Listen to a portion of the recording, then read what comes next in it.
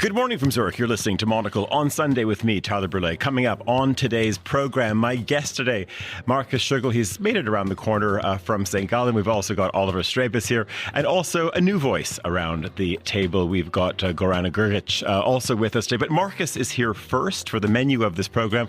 What's caught your eye today? What are we going to be talking about over the next hour or so, Markus? Looking at luxury brands, for instance, that are talking more into hospitality. Venice raising prices for entrance, having an entrance fee first, and a lot of political stuff that I can't count right now. No, exactly. There's a lot that we're going to be dissecting across that as well. Also, our editor-in-chief, Andrew Tuck, is going to be joining us from London, and we'll also get the latest from Istanbul. I'm Lucinda Smith, and coming up later, I'll be bringing you a roundup from Turkey, including the German president's visit and what he brought with him, a surge of Turkish tourism in Greece's Aegean Islands, and a 16th century hammam, which is reopening this week in Istanbul. Plus, we'll speak to the author and founder of S8 Nations, R. James Breiding, on his new book, What Goliath Can Learn from David. Big lessons from small nations. It's the 28th of April, 2024, live from Zurich. This is Monocle on Sunday. Live from Zurich, this is Monocle on Sunday with Tyler Brûlé. Good morning, and indeed it is a Monocle on Sunday. It is it's sort of a nice day here in Zurich. I think after the weather that's been here for the past week, we'll take it. I wasn't here, of course, as you might have heard in the intro to this. I was, of course, you were listening last week. I was in Spain anyway. Happily back, which is great. I'm happy to say that Oliver Strijbis is here as well, professor of political science at Franklin University on the other side of the Alps in Lugano. Nice to see you. Good morning. Good morning, Tyler. School is wrapped up for the year. Any sit-ins and protests on campus? What's happening? Always a very hot topic on our campus. Very difficult. We have many Jewish American students, but we also have many students from Middle East. Is really a difficult situation for our university.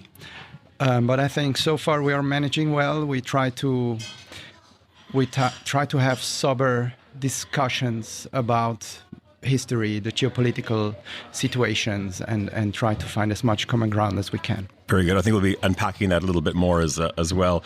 Also, Markus Schögel is here as the Associate Professor at St. Gallen University at the Institute for Marketing. Last time I saw you was at a marketing conference just around the corner here in Zurich. Have you been on campus lately? I'm not sure what the discourse is there or not over in St. Gallen. I wasn't that much on the campus here. I was on the campus in Singapore for the last week. So lucky you. Yeah, so the discussions over there were a little bit different, but not that hectic, I think, as in the United States. Yeah, and I think it's a challenging topic. We need to raise it, and we need to find answers to this. I'm going to bring Andrew Tuck in a little bit later, our editor-in-chief, on this, because there's this I think this curious thing how we're very consumed in the West by this, but there's something happens, I think, once you sort of pass India, when you're in Hong Kong, when you're in Singapore, there are also more pressing geopolitical topics as well. And I wouldn't be surprised if it's not, it's a very different situation for your students when they're in Singapore. I'm also very happy to say that Gorana Grgić is here, senior researcher with the Swiss and Euro-Atlantic security team at ETH here in Zurich. Wonderful to have you here. Good morning. Thank you so much for having me. I mean, I have to ask you as well, ETH as well, not broken up for the year yet. We saw, of course, yesterday, Prime Minister Attal, of course, talking about, now sort of sit-ins, small protests at Sciences Po in Paris. Mm-hmm. What's happening up the hill at ETH here in Zurich? Well, I have to say that I also came back from 4 weeks of whirlwind continent hopping and conferencing, so I haven't been on the campus up until a couple of days ago. And the other thing is that my role is blissfully research only, not teaching. So this, in at least the world of academia, is considered as a prize. So I love teaching. I've been teaching for the past 15 years when I was at the University of Sydney and still do some guest lecturing. But really, in terms of taking the pulse of the campus, I'm probably not the best person to talk about that at the moment for ETH. But from what I hear from my colleagues back in Australia, but also in the US where I was in San Francisco just a couple of weeks ago, the conversations are very heated, and there are different perspectives, even within, the sort of community that is very much pro two-state solution, pro ceasefire, and so on. So I wouldn't, when we talk about these things, I think we need to be really careful not to paint with too broad of brush strokes, and to understand that there is still kind of a diversity of opinions even within that community that would like to see the cessation of violence in Gaza. I also want to bring in Andrew Tuck, our editor-in-chief. He's in London this morning. Andrew, good morning. Good morning, Tyler. And a topic here, of course, as well, this very fractious debate.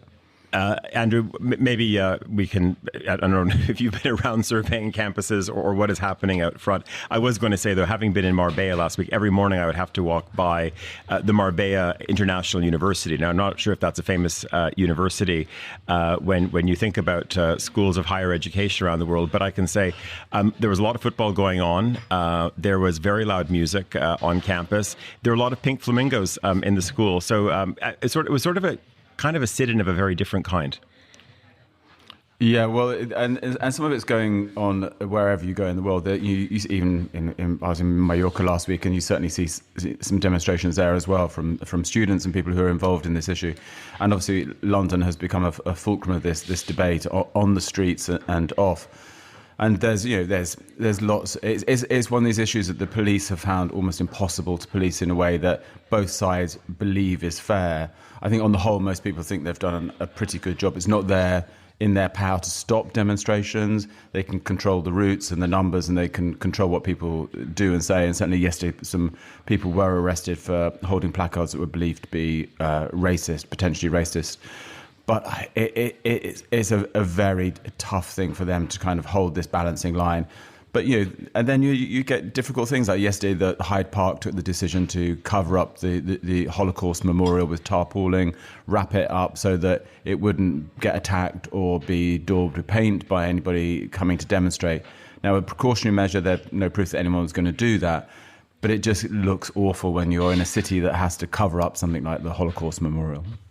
Yeah, of course, as well. And I can imagine, Andrew, that probably the pages, if not today, tomorrow as well, are also saying, how are we in a situation that you don't also have, a deployment of course, law enforcement people, security services to maybe protect it from afar, because, of course, then suddenly you're shrouding something which is supposed to be a memorial. And of course, maybe to not the layman, but to the tourists passing everywhere else, you don't exactly know what that is. No, and look, we have friends who empathise all across the board, and I think that what was being hinted at the beginning of this as well is what's interesting is that often when you get people on the sidelines away from this, the most fractious ends of the debate, that people have quite nuanced views, about what needs to happen. They're not always Jewish listeners and things are not always great supporters of Netanyahu, for example. So it's not that they have a singular view about the world. But, I think what everyone finds a little bit difficult is that many of the demonstrators can't hold these two important beliefs in mind, which is one, that the hostages certainly need to be freed and returned to their families. And that two, you can take a stand against what Hamas stands for while believing that the attacks that are happening in Palestine must be held to account and must be held up to the strictest measures of what international law says. Andrew, I'm going to set you the challenge of, let's say, ending on this note before we go to the news in about 16 minutes' time to end on a moment of levity. But I'm going to bring our educators and researchers in on this topic. But Andrew, it's a story that we were circulating around the company this week, which was a piece from the Wall Street Journal, which was saying that the class of 24 is sort of the pandemic class. We're talking about undergrads, that they went in to school, of course, at an extraordinary time. And they also, of course, a time of lockdowns, all of those things. And they leave at a time of protest and just extraordinary division. And I'm wondering, maybe Oliver, I'll start with you. I mean, do you feel this as an educator, all of this period? And the Wall Street Journal piece was focusing a little bit on, yes, anxiety, of course, being top of the agenda and looking at all of these challenges and saying that maybe university life, and I think a lot of it, this is where I was setting Andrew the challenge of having a moment of levity, just saying, that idea of fun on campus actually maybe getting into a little bit of trouble, not because of a political protest, but because you opened a keg, because maybe, I don't know, you threw, I don't know, someone's clothes out the window, all of the weird things that would happen on campus as a student, that's kind of maybe drifted away. And again, I think we have to remember that's maybe not all corners of the world, but certainly when we're talking about, you know, when we look to the US in many ways as, of course, a pinnacle of higher education. And I'm wondering, from your standpoint, how do you see this graduating class of 24? Yeah, I think it makes full sense, because it's exactly what I observe when I compare my American students at Franklin and the Swiss students at the University of Zürich, where I'm still from time to time. So it's much more an issue, and the activism and protesting our American students are much more excited about. And I think it's exactly because they were locked in much more during the pandemics than our Swiss students were here. And here you see far less movement, or at least is less student-based movement. Is basically, we had the same protests over the last 20 years as we have now in Zurich, and it's really a different thing on campuses in the US. And maybe one more thing is also the Israel-Palestine conflict was always mapped more on identity politics than other conflicts. And I think is also very much related to that. And this is why in the US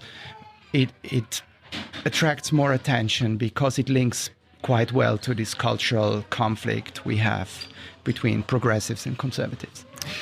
From your observation as well, again, you have a great international student body, Marcus, on one side. Of course, you have many domestic students as well. But I'm just wondering whether you'd also see this slight sort of division, as you're saying, you know, American students want to maybe jump on the activist bus versus, yeah, I'm not saying it's a laissez-faire approach, but maybe, again, different set of concerns, the problems of the U.S. And of course, we're talking about Gaza, Israel. This is a well, you know, some would say it's a regional issue, some will say it's a global issue, but different sets of priorities as well. Yeah, maybe we should point to another perspective, and I think the business model of an American university is much more driven by finance side and by investors and by all the huge money that comes in from alumni and all that stuff. That changes the discussion tremendously, I think, because then you have got a pressure that comes from the people that are giving the money. On the eastern side of the United States, they are very liberal on this. To the Ivy League colleges, they want to have a stand-in on a certain side. Then you've got the challenge that the politicians all of a sudden can rule into the universities to a certain extent, which gives the whole conflict, I think, a whole different level that we have here in Switzerland. And I need to be honest, we don't have that much American students around. We've got more European ones, we've got more Asian ones. Maybe we are lucky, but the discussions that we are having we're trying to take it very differentiated when it comes up and try to look at it from different perspectives. And so I'm feeling a little bit on the other side of all these demonstrations. But on the other hand, coming from Berlin and thinking back on the times of '68 when I was born, universities were always the place where you need to have those conflicts, where you see the pinnacle of it. So there's a certain continuity in there. And to a certain extent, I think sometimes it's good when they speak up during the student times and they learn how to make themselves heard. If it gets against the law, it's a different thing. But you need to discuss hard and heavy, so to say, which is not Swiss strength, so to say. Gorana, you're nodding vigorously there. My head is going to sort of fall off my neck.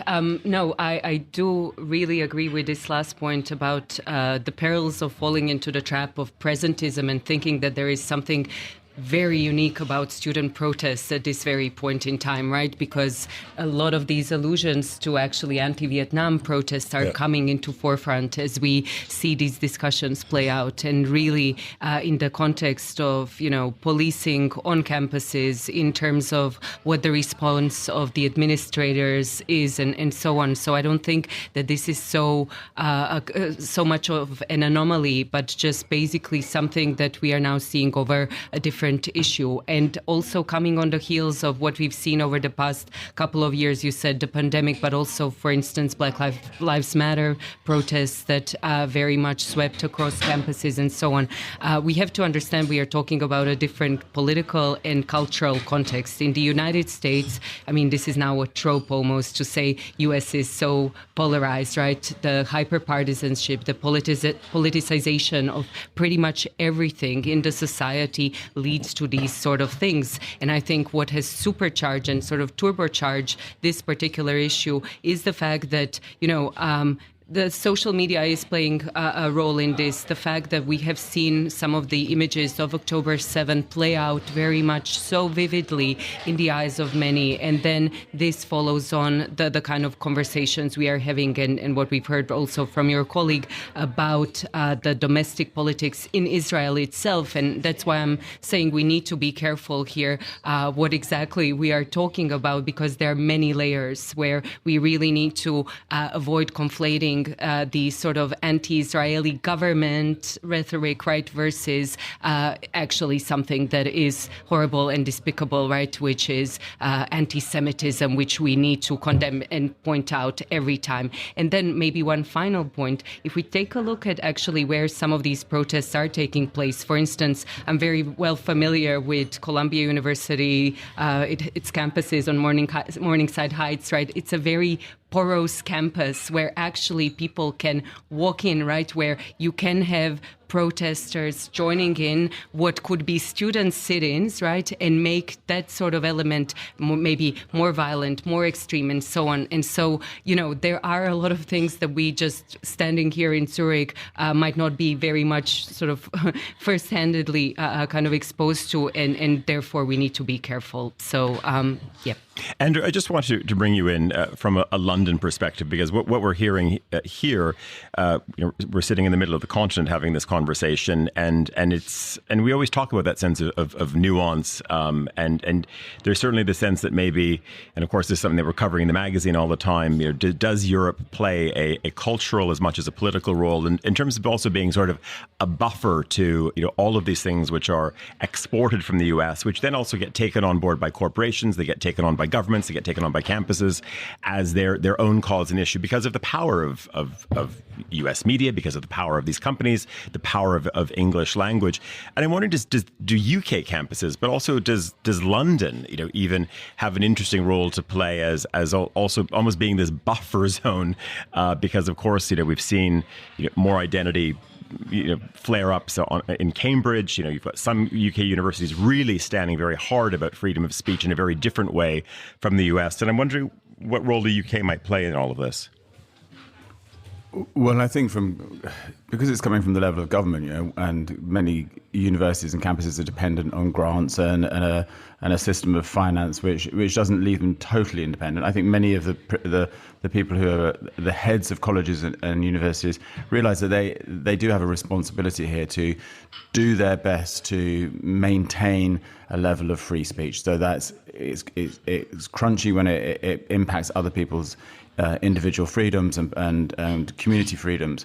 But I think that many of the universities are trying at the top level to keep this notion of debate going. I think campuses have always been, especially here in the UK, kind of, tough debating grounds. I was at university just in the wake of the miners' strike here in the UK, and I remember being at university when the debates were, South Africa, we had a far-right movement here at the time, the National Front. I think nearly every student had an anti-NF badge on their lapel. So the debate, and even back then, there was the debate about linguistics, about whether you could have a blackboard or a chalkboard. So even then, what we're determined now as woke was part of the conversation, maybe not at the level we have now. So some of that is just what you need from students. They need to be engaged and angry and looking at the issues of the day, because they will come to change society, hopefully for the better in the future. But I think here in London, I don't know, I empathise with Jewish friends I speak to who say they just would not go into London on a Saturday wearing anything that signified that they were Jewish if they were going to go on the subway, for example. And that can't be a situation that we end up in thinking is tolerable. It should be that both sides can get on the subway and have a conversation, but not feel that they are intimidated so much that they can't be present in the center of the city. So it's difficult. No one's going to win at this game, but that's the nature of wars. No one wins in the end, do they? Gorana, just we were touching on France a little bit earlier. Obviously, certainly Monsieur Macron, Prime Minister Attal as well, wanting to push back. They're focusing on this mini protest, I guess, going on at Sciences Po in Paris. But if we go to another campus at the Sorbonne earlier in the week, we had quite an extraordinary, very impassioned speech by President Macron, who was really, it was a rallying cry for Europe. We've seen in Le Figaro this morning, almost off the back of that, the sort of almost ratcheting up in terms of his narrative now, saying we have to have an honest discussion about, broader nuclear armament for all of Europe as well. Maybe distill what he was saying. Is this really, was it a kick in the ass for Europe? Is it a rallying cry? Is this also something else entirely different in a way in the run-up, of course, to the European parliamentary elections? Sure. Distill that in 30 seconds, Gorana. Yes, a little bit of column A, column B, and column C that you just mentioned. I would say we have to look at this speech also in the context of this being the second Sorbonne speech. So he gave one in 2017, and I think that this was probably the moment where he comes and says, "I told you so," right? Because when in 2017 he said Europe needs to be, more sovereign, more autonomous in all of these different ways, everyone was just dismissing him as this sort of very precocious, ambitious, political whiz kid who has just come into power and wants to build what he said a Jupiterian presidency, right? That he's going to be one of these kind of Napoleonic almost figures, right, in the context of broader European history. This time around, I think he comes with a speech saying, if that wasn't a wake-up call, now we see what happens, right? We see what happened during the pandemic in the wake of Russia's full-scale invasion of Ukraine, the ensuing war, and so on. And basically what we are seeing as the world becomes even more competitive, right, as we see basically Europe being caught, as he sees, in this great power competition between the United States and China. And his main point, if you want, at least for someone who studies security and international relations, is that Europe needs to basically carve out a third way, right? That's his main pitch. Not to be what he said, a vassal of the United States, right? But to basically have a sort of strategy of its own, whether it comes to defense or trade, right? He basically says for far too long we have depended on Russia for energy, on the United States for protection, for China for trade. We need to be more strategically autonomous, whether it comes to security or economy. Oliver. Thanks. So it's great to have Gorana here because she has the international relations perspective while I have very much the domestic politics perspective. And I mean, Macron is also the master of cheap talk, right? And he's absolutely desperate about the polling numbers for his movement in France. There are European elections soon. I think this was very also domestic politics. In the polls, it could even be that the socialists go above them in the European elections. And there can only be like one large force against the Front. It's not the Front National anymore, right? It's the Rassemblement National. So I see it very much from a domestic politics perspective, lots of cheap talk, because if you look at, for example, support for Ukraine is not so impressive what France is doing.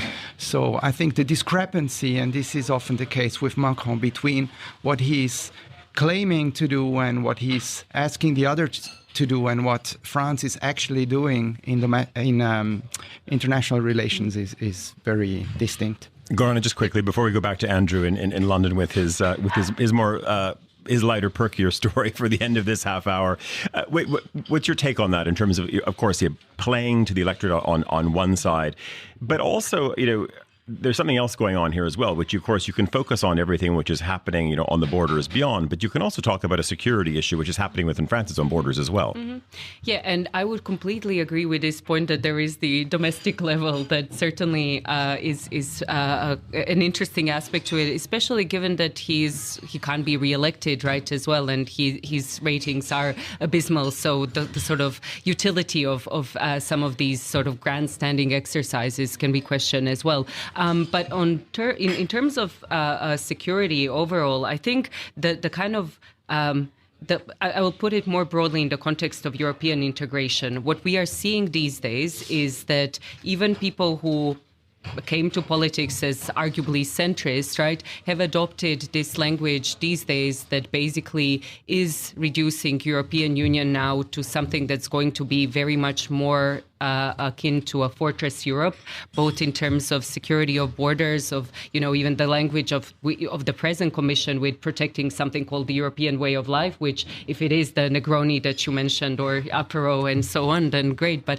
if it is something that's more pernicious, then we have to be careful, at least in my point of view. And then something that is going to be an entity that is going to be both, you know, again, economically protected, right? The kind of return of protectionism that we see all across the board, right? European Union is just responding to what we are seeing across the Atlantic, what we are seeing in China and so on, but very much a turn away from what we've seen over the past, you know, 20, 30 years of this kind of hyper-integration, trade liberalization, right? The sort of era of the so-called Washington Consensus that was adapted to the European Union model. So in that sense, it is very much a sort of telltale of how even those who were centrist, and these days even the more kind of center-left, are adopting this language that is looking way more inward rather than being more open to the world.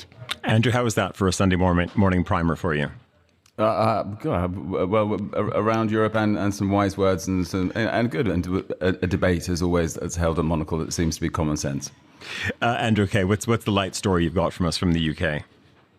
Well, it's quite a reasonable sized story in the Daily Telegraph today, and it's about whether naked people devalue the price of property. So in Portsmouth, and they've whipped this story up as out of nothing, I have to admit, because it's all ifs, buts, maybes. But anyway, in Portsmouth, they're going to develop a piece of old MOD land into apartments. That's just for our listeners, Ministry of Defence, just so Ministry of Defence. Apologies, yeah. Yes, Ministry of Defence. So it's an old site that's going to be turned into luxury apartments. Unfortunately, there's a piece of beach in front of it where for 70 years naturists have been sunbathing, and they're claiming, the locals, that they won't be able to get £1 million unless they manage to clear off the wrinkly old nakeds, because they found another place up in Fife in Scotland, and I can't believe up in Fife in Scotland anyone would dare take their clothes off other than 1 or 2 days a year. But anyway, up on a beach in Fife in Scotland where house prices are apparently 36% lower because of the appearance of naked people on the beach in front of those properties. So anyway, they've counted lots of people about what their feeling is, and they've got some very good quotes. Anyway, one of this one is, moreover, the nudists don't contribute to anything locally in the economy. So if they're really desperate to sunbathe naked, they can go to Hayling Island on the ferry. You see, they don't buy any clothes, you see, Tyler, when they're there. That's the problem. I was going to say there's no beach wrap-ups.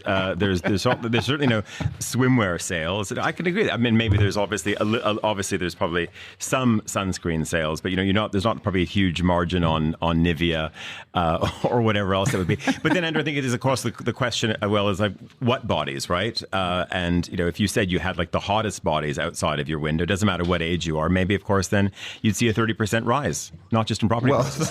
Yes. And you were talking about a perky story, Tyler. Indeed.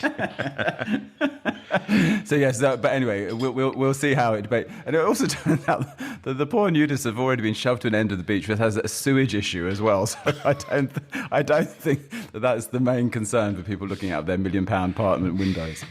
Andrew, thanks very much for that. I think hopefully Emma Nelson is standing by with our news headlines. Emma. Thank you very much indeed, Tyler. An internal memo written by senior US officials has suggested Israel may be violating international law in Gaza. The officials advised Secretary of State Antony Blinken that they do not find credible or reliable Israel's assurance that it is using US-supplied weapons in accordance with humanitarian law. Meanwhile, Hamas has published a video appearing to show 2 hostages being held in Gaza. The men say they want a deal that will secure their release. Israel has described the video as propaganda. Thousands of supporters of Spain's Prime Minister Pedro Sánchez have attended a rally in Madrid imploring him not to step down. Mr. Sánchez said he was withdrawing from public duties after a court opened an inquiry into corruption allegations against his wife. And the British retailer John Lewis says job applicants will now be allowed to see interview questions beforehand to try to make the process fairer. The department and supermarket chain has published questions for all job levels. The firm's head of talent said interviews would be no less rigorous, but that nerves can affect performance. And those are the headlines. Back to you, Tyler, in Zurich. Oh, my goodness. You set me up for that one. Yes, I did. I'm sorry. Yeah. I mean, what happened to the world of merit and resilience and also being put on the spot? Because you can imagine, right, that you show up in the electronics department of John Lewis and you want to know where maybe the swimwear is or where I'm going to find sunscreen because I'm heading down to a nudist beach on the South Coast. Don't you think that, when you're in sort of the realm of a department store that maybe someone should be able to answer those questions? You're quite right. It's the fact that it is a department store which absolutely inherently deals with people is one of the things that absolutely baffles me. I mean, if you're going to go and live in cyberspace and you're going to hold yourself up in your bedroom and do coding forever, then one could understand that your interpersonal skills might not be absolutely necessary. But there's also that thing that actually nerves are quite good because it means that you care. And you can really, you can focus and you can practice and practice. I was interested to know what you think, Marcus, about when you deal with your students and whether you would, when you're interviewing or when you're practicing things, whether you would actually let them see the questions beforehand. Well, on the one hand, I think when it's about the questions, I don't think you're from my point of view, down to the point, because I believe that a lot of stuff that is happening in hospitality or service orientation is more of a capability and mentality thing that you can't really get out through interviews.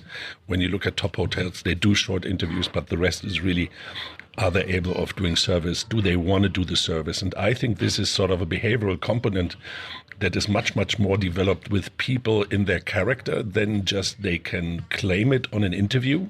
So from my point of view, if you go down to a retail store and nobody knows where the aisle is where you're looking for something, then you're right in the middle of the hurricane. People will not come back. So the basic idea should be that they learn from the first day onwards.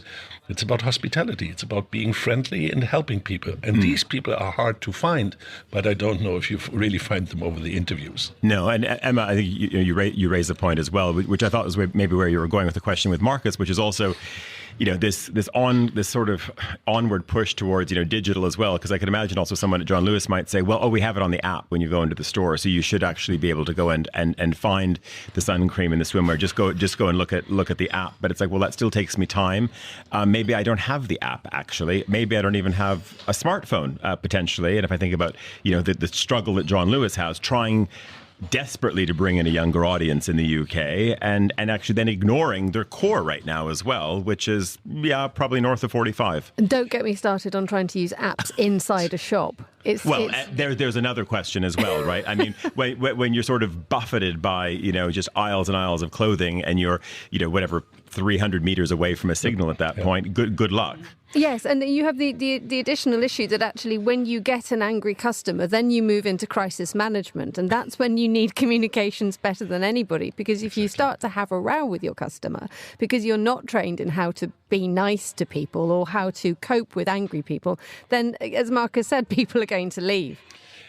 Yeah, and on the other hand, I think it's really important that we understand that this whole retail experience, okay, just one figure to put it into perspective. In Germany, 60,000 jobs are open in sales. So you're so hardly looking for people that are still motivated of doing that job on the floor, that when I was just in Singapore, one of the major issues, and Emma, don't kill me for that, what really makes life easy for customers is that everywhere there's a QR code where you can drop down to the app because nobody's in the store, and then they can help you. And if you've got somebody in the store who's not motivated and looking at all the luxury brands where they're hanging on their smartphone because they're just looking for the different sizes they have to present, I don't know if those jobs are really attractive right now. And that's, from my point of view, the real big issue. How does retail bring up experiences that are related to the human factor? And on the other hand, how you bring experiences to life that make people stay within the store, maybe without somebody standing there. There is no option to this. It's like in restaurants. You don't find the people that want to be a waiter. So we are running into a problem. And the robots in the restaurants, they are horrible, of course.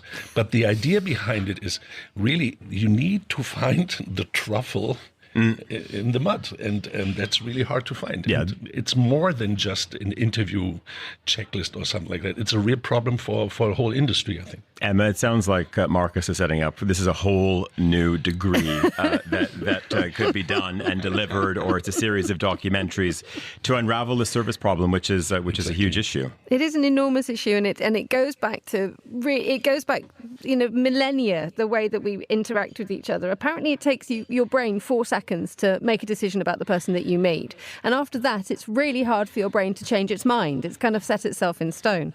So when you have someone who's walked in and has their interview prepped, that they've got off, dare I say, Chat GPT, or their friends have drilled it into them, or they've just got a piece of paper that they're going to read out of, it makes you think, do I actually want to work with this person, or are they just going to sort of go on their phones the whole time and stare at their toes? Exactly. Maybe on that note, we should bring in our correspondent in Istanbul. Hannah Lucinda Smith is standing by. And I want to start off, though. Of course, there is this global, service problem. And sometimes I wonder, is it a global problem as well? Because I think some nations are actually set up in a better way. Just coming from Spain, you realize that actually there is the Spanish diaspora that they can rely on, that they were able to, of course, have people from Ecuador, people coming from Venezuela, all over the Spanish-speaking world. If you've got some almost remote sliver of a link back to Europe, come on in, because there are tables to be served, there are beds to be made. I'm wondering, in a Turkish context, is this a conversation, especially as we move into, of course, one of the most important periods for Turkish tourism? And good morning, by the way. Good morning. Hi. It's really striking. Whenever I come back to Britain, I'm always really struck by the level of automation particularly in supermarkets. I mean, you just don't see sort of self-service booths here in Turkey. It's pretty much the other way in restaurants. They tend to be sort of overstaffed. They do have obviously a large immigrant population coming in and moving through. Also, a lot of young people looking for work. So I think there's different dynamics at play.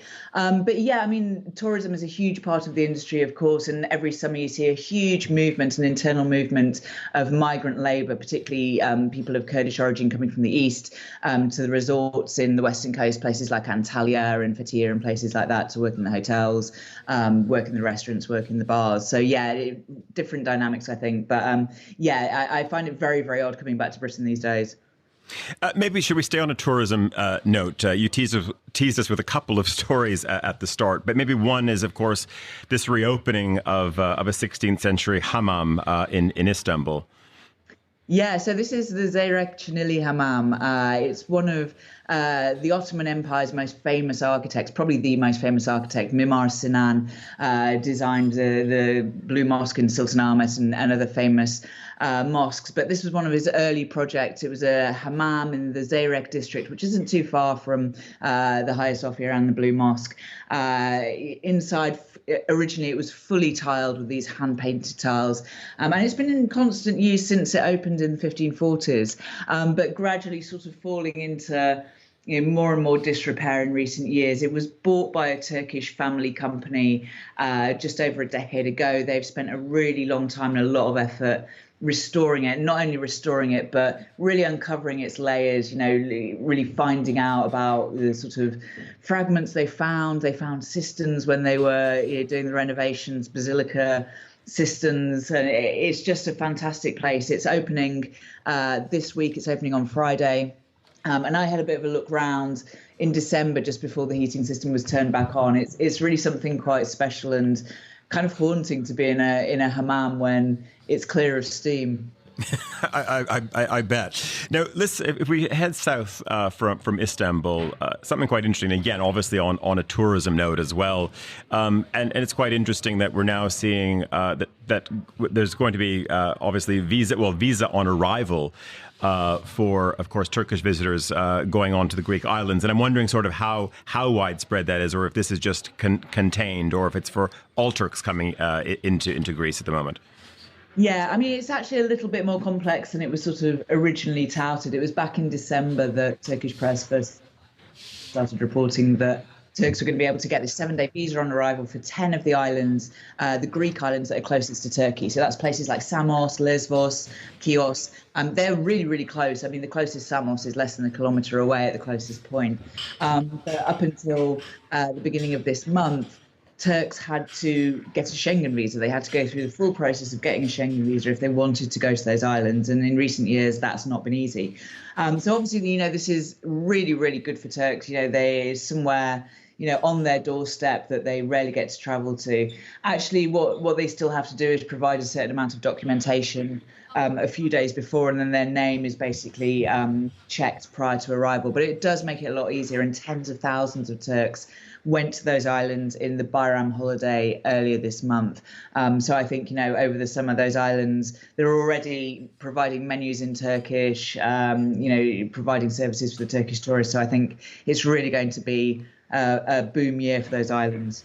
And who's the core target? Because, of course, we just see, if we look at just the sheer number of openings at that end of the Mediterranean, when you look at properties, new villas, etc., it's exploding in Greece at the moment as well. Of course, you look at what's happening in Bodrum, Çeşme, etc. So I'm wondering, is this sort of going top end of the market, or where is the focus? No, I think it's very much the kind of middle class. I mean, what I've noticed, particularly over the past 5 years, is that the kind of class of Turks, maybe small business owners, maybe teachers, people like that, who 10 years ago would have enough disposable income to go on holiday in Turkey a few times a year and go to Europe once a year. Getting a visa was a lot easier. There was a lot more equity between the euro and the lira at that point. And their kind of ability to do that has really been hit. And, this is a good opening for them. The other thing is that, the inflation in Turkey has actually made holidaying in Turkey unaffordable for those people. It's actually cheaper now for a lot of things in Greece, which wasn't the case 10 years ago. So I think it's very much those people who for the past few years have been sort of cut off from taking a foreign holiday. Just finally, before we go, this was a story which I think made headlines certainly all over Europe, and not least in the German press. German President Frank-Walter Steinmeier, he had his visit to Turkey this week, and of course, there really a story erupted around the symbolism of this 60-kilogram doner kebab that was brought almost unveiled by him. How did it play out? If I would have been reading the pages of Hürriyet, or did Hürriyet even care? Well, I mean, the visit was actually very well received in Turkey, and I was just doing a quick scan of the Turkish press reporting about this visit just before I came on air. And one thing that really amused me is one Turkish paper called the kebab maker who came with President Steinmeier a grilled meat artisan. So, in Turkey it was very well received, but there were German Turks back in Germany who were quite put out. They said, listen, German Turks are, the scientists at Pfizer who came up with the COVID vaccine. There are so many illustrious German Turks, and to reduce us to this sort of common stereotype. On the other hand, Arif Keleş, who is the kebab maker who came from Berlin with President Steinmeier, he's, really part of a kind of kebab dynasty success story. He's the third generation in his family. His grandfather came over as one of the Gastarbeiter, established his kebab restaurant, and has been very, very successful from it. So, I think there are always two ways to look at this. But in Turkey, certainly, it was seen as a very big success. I have to bring in Marcus because we have a Berliner around the table. So viewing Steinmeier's visit and the way this exploded. But this certainly dominated the wires and the front pages for 36 hours. Marcus, speak as a Berliner from neutral Switzerland. I was proud because, to be honest, when street food comes to a Berliner, there's either currywurst or döner kebab, and I would say, and this is now Berlin speak, we invented it sort of in Berlin, the way that we eat it out of the bread and all that stuff. So that's the positive side, and of course the lines between Turkish people and German people, for me, it's blurred. And it's not the line that you say you were the son of a Gastarbeiter and so on. And I think that's the most important thing to say. That it's part of our European German culture and especially Berlin culture to have a kebab, as well as having very smart people around doing great business in Germany, having fantastic engineers on that side. On the other hand, how do you make it pronounced to show how important culture is when it's not about food? Exactly. Hannah, just before we go, so not just maybe from the symbolism of grilled meat artisans, but politically also any big announcements that came out of it that was important in terms of bilateral relations between Germany and Turkey? Yeah, of course. Well, I mean, those relations have been fraught, to say the least, over the past few years, but really, it seemed like both Steinmeier and Erdogan were keen to present it as a kind of new beginning. Interestingly, Steinmeier also visited Ekrem İmamoğlu, who's the recently re-elected opposition mayor of Istanbul. That was taken as a bit of a sign that he also came to build links with what he thinks might be the next government here in Turkey. Very good. Hannah Lucinda Smith, our correspondent for us in Istanbul. Thanks very much. We're going away for a short break. When we come back, we'll be talking about the merits of small nations. Do you want the tactility of print and the speed of digital? Well, sign up for a Monocle subscription today and enjoy 10 issues plus 4 annual specials, as well as access to the Monocle digital editions. The Monocle Digital Editions offers improved access to the magazine on the go and at the touch of a button. It also includes our extensive archive of global reporting and a growing roster of travel guides and tips too. Head to monocle.com/subscribe to sign up now.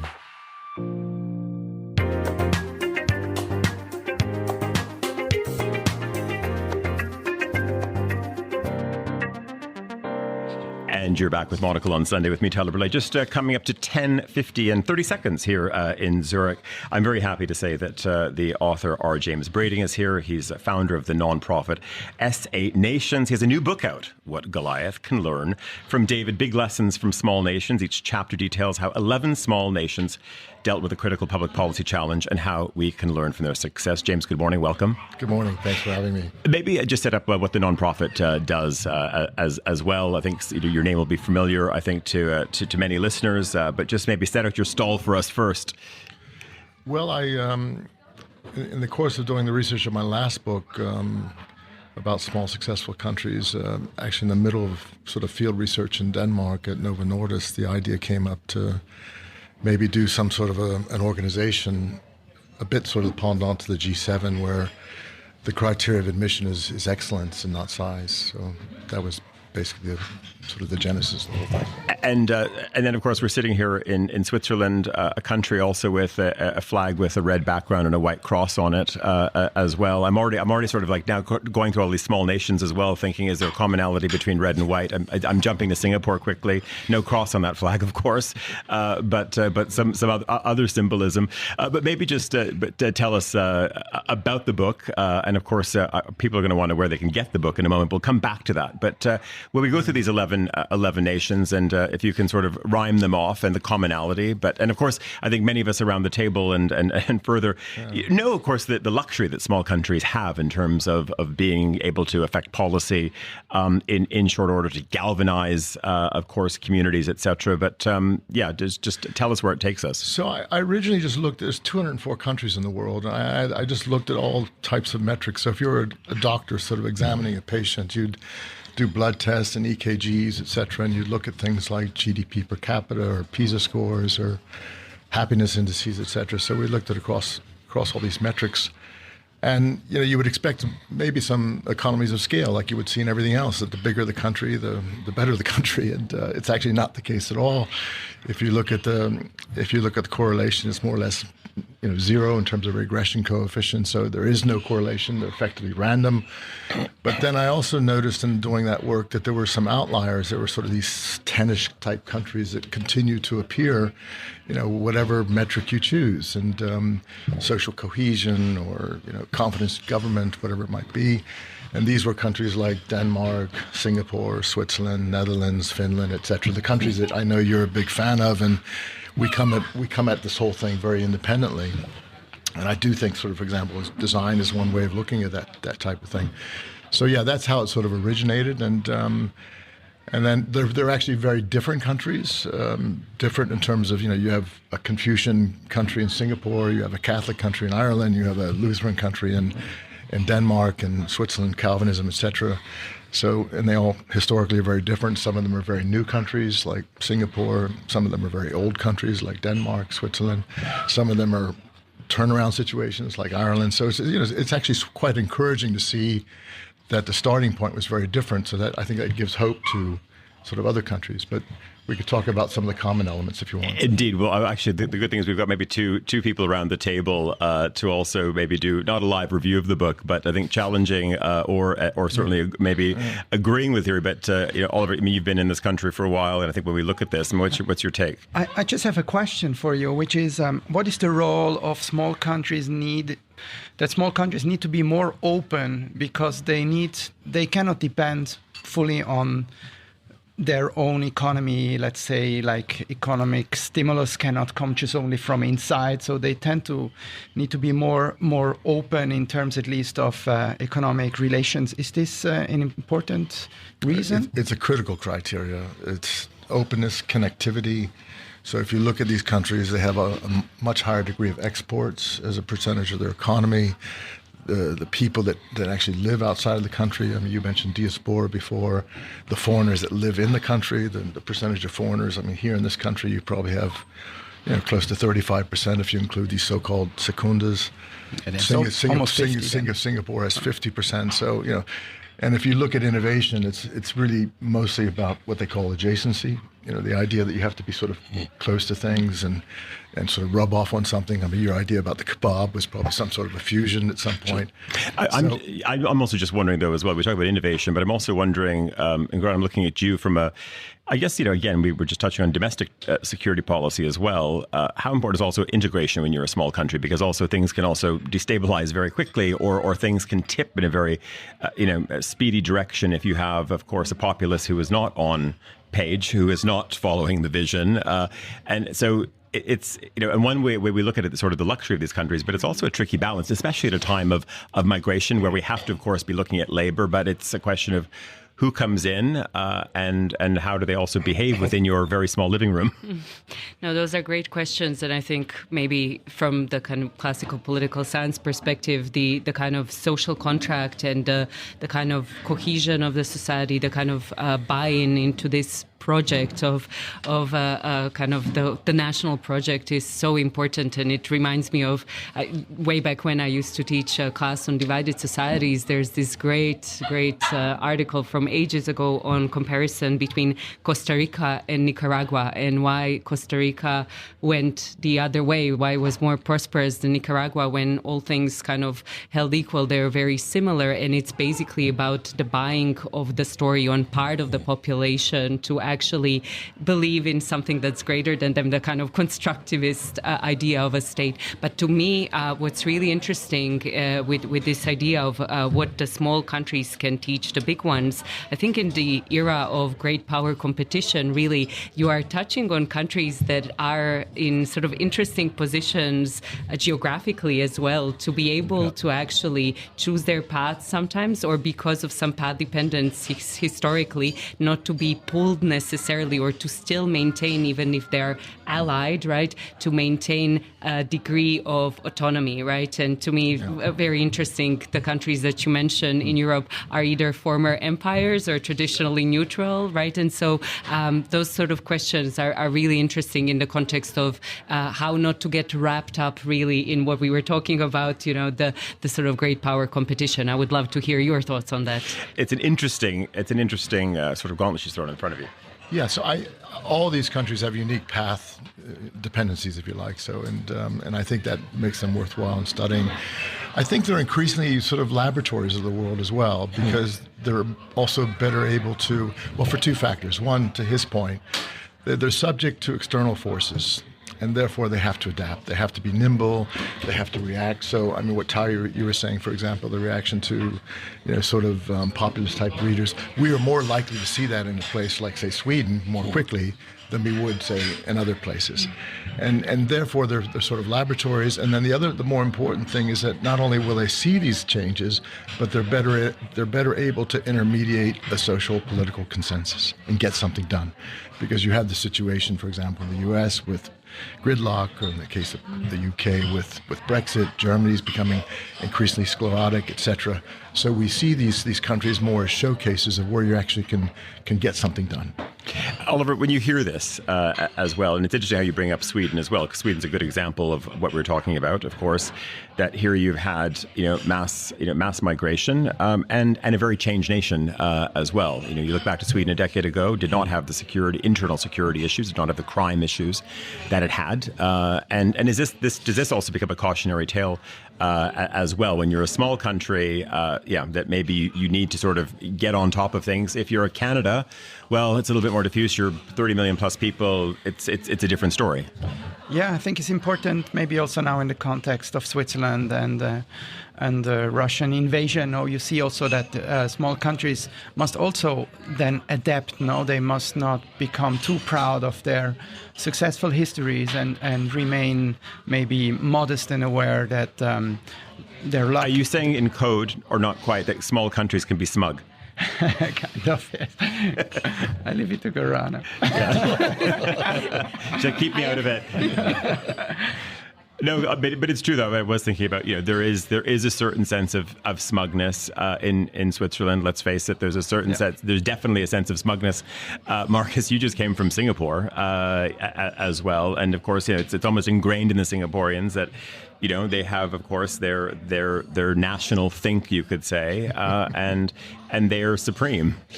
I mean, when you come to Singapore, and this is just one case, I think, I'm talking to my students and I'm saying, give them the time to be proud.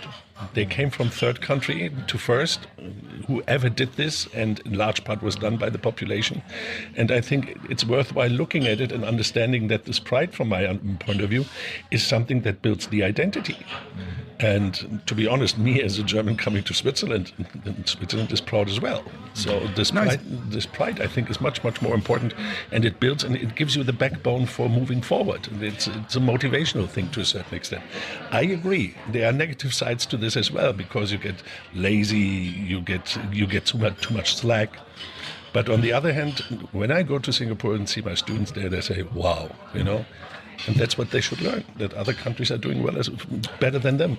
So I agree with both of you that the national think, as you say, is really an important factor. Yeah. I mean, people have sort of lost faith in nationalism as a sort of national pride, etc., and people are groping with that issue. And I do think in these smaller countries, in part because they have a better trade-off between the community and the individual. Right. I mean, if you look at places like the U.S., I mean, they're just absolute, non plus ultra in terms of, the number of Nobel Prize winners, the number of unicorns, the number of billionaires, the Mayo Clinic, the Ivy League schools, etc. But at the communal level, across the whole spectrum of government, starting from police forces to post, to, pension funds to, airports, whatever you want to call it.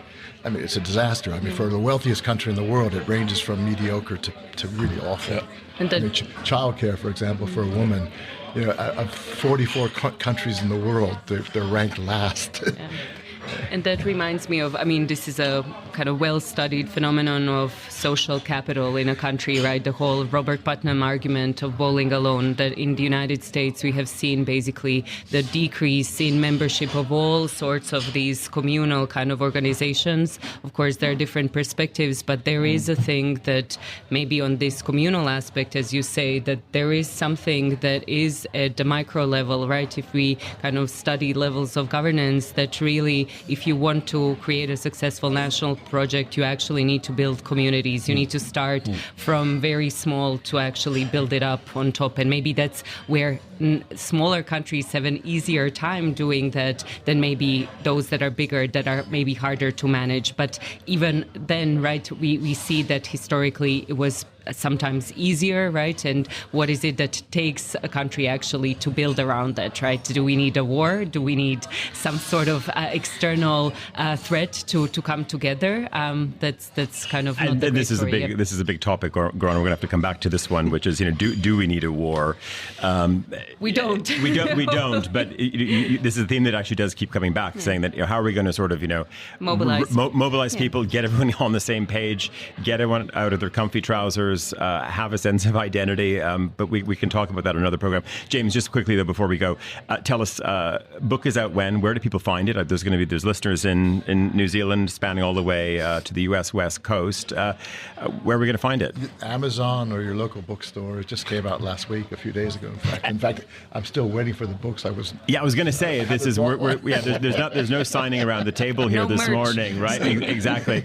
And I got this phone call 36 hours ago. Yeah, well, that's what happens when you email me, James. So, and just tell me very quickly before we wrap here, how does this also, I guess, develop and extend itself? Does it become a conference? Again, is there a series about all 11 nations? What do you want to do with this? So I think, just coming back to your point, I think what begs explanation is success, not failure.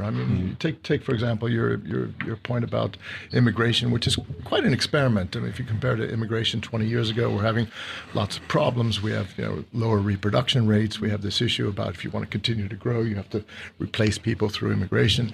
And if you have a case of Singapore, which has done an absolutely brilliant job acclimating Malays, Chinese, Indians. If you go to a taxi in Singapore, they say, "I am Singaporean. I'm not, from, Punjab or something."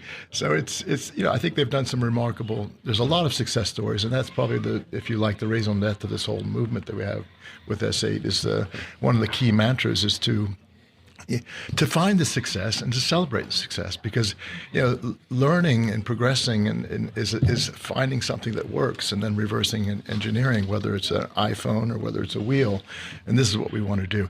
And the information corridors are Los Angeles, Chicago, New York, Berlin, Shanghai. So you don't hear about these stories from Finland or Estonia, etc. So I thank you very much in that respect for encouraging that. Well, yeah, we try our best at Monocle. To give these nations and otherwise, a little bit of a bigger stage.